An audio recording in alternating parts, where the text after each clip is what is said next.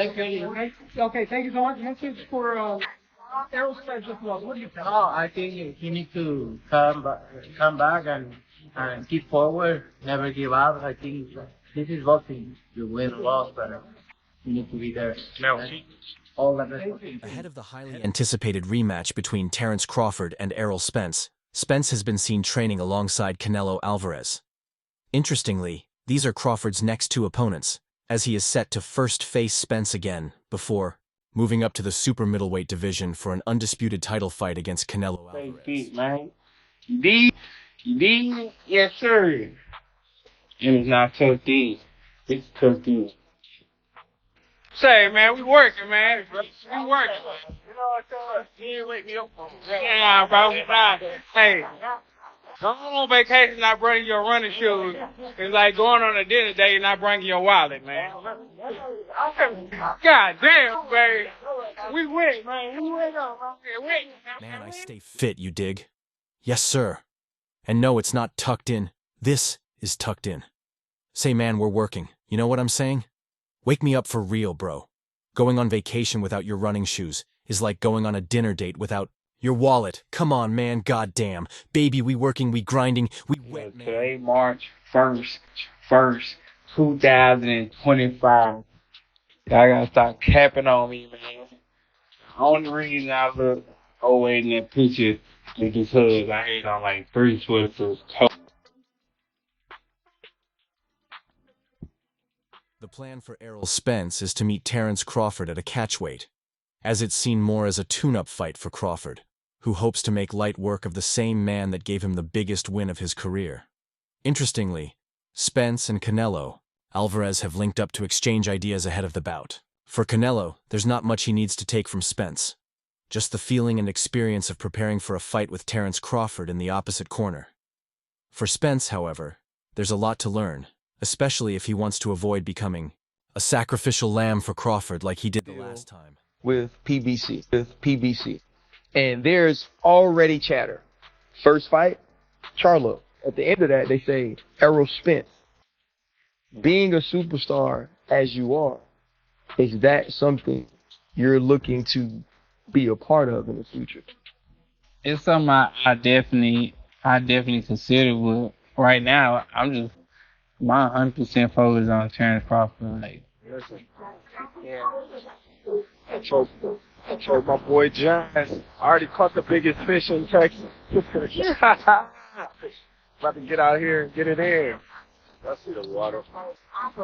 I know who the number one fisherman is. Even big fish get caught. On July 29, 2023, when Errol Spence Jr. fell inside the boxing ring for the first time, everyone knew Terence Crawford had made history. The Omaha native became the first male boxer to win undisputed titles in 2 different weight classes. But even that wasn't enough for Bud. Could happen, man. Why not, man? Why not? If Crawford wanna challenge himself to be great, let him try to be great, you know. So, you know what I'm saying? I'm with it. So, you know, I'll be going for Bud. You know, if he fight Canelo, I'll be going for him. I mean, I don't know if he's gonna win or lose. Most boxers would have happily retired if they had achieved even half of what Terence Crawford has, but the 41-0 fighter is built differently. As soon as he became the undisputed champion at 147 lbs, he moved up to 154. And now he's preparing for a mega clash against Canelo Álvarez at 168 lbs in September. Despite Canelo repeatedly rejecting the idea of this dream fight, the 36-year-old Crawford never gave up. Now that the fight is finally within reach, he decided to send a warning to Canelo at the expense of Errol Spence Jr. of all people. Earlier today, the Omaha native took to Instagram and posted a video from a fishing trip in Texas with his friend Jazz Prince, CEO of Young Empire Music Group. In the video, Crawford is seen telling Prince that he already caught the biggest fish in Texas. Sounds ordinary, right? Not quite. It was a clever jab at Errol Spence Jr., a lifelong Texan who once dubbed himself the big fish of the 147 lb division before their one-sided bout in 2020. I definitely be going Crawford. I think if anybody can pull it off, he can pull it off. No, he's chasing greatness, so why not? Canelo came up to 175 and fought Overland and fought the other guy too. So I mean, if he can do it, he started at what 147. So I mean, if he's doing it, why can't Crawford do it? It turns out that the 37-year-old Crawford genuinely loves fishing, and over the years, he's come to understand one thing: even big fish get caught. He made that statement as a clear warning to Canelo Álvarez. Fight Hype later reposted the story on their YouTube channel with the caption, "Terence Crawford sends Canelo new Spence message." This isn't the first time Crawford has boosted the hype around his upcoming fight at Spence's expense. Right after his undisputed welterweight title victory, he issued a challenge to then undisputed 154lb champion Jermell Charlo, declaring on social media, "I've caught the big fish, now I'm hunting the Think little about cod." Canelo right now, but I mean, if the fight come across the table, I definitely take that fight. I feel like 165, 168, that's more my natural weight, and it's a lot easier for me to make. So I definitely take that fight. Over the years, the Mexican superstar has often rejected a fight with Crawford due to the weight discrepancy. While the Omaha native has never competed above 154 lbs, he now has to face Canelo at 168 lbs, a massive challenge. However, Bud is confident he can pull it off. In an interview with Fight Hub TV, Errol Spence Jr. admitted there's a chance the 37-year-old could defeat the unified super middleweight champion. It could happen. Why not? I mean, if Crawford wants to challenge himself to be great, let him try to be great, Spence said.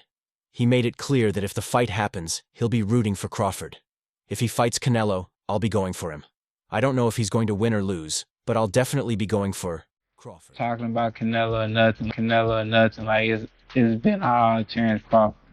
So even when they was talking about Keith Thurman, it's been all Terence. My thing was, I want Terence. Like, yeah, Canelo cool, like that's a super fight. That's great money, but my whole thing, Terence Crawford's great money too. And Spence has first-hand experience of how dangerous Terence Crawford can be once he's in the groove, which is why he believes that if anyone can pull it off, Crawford can.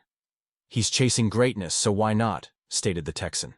He then referred to the career trajectory of Canelo Álvarez, who started as a welterweight and went up to 175 lbs to fight Kovalev and Bivol.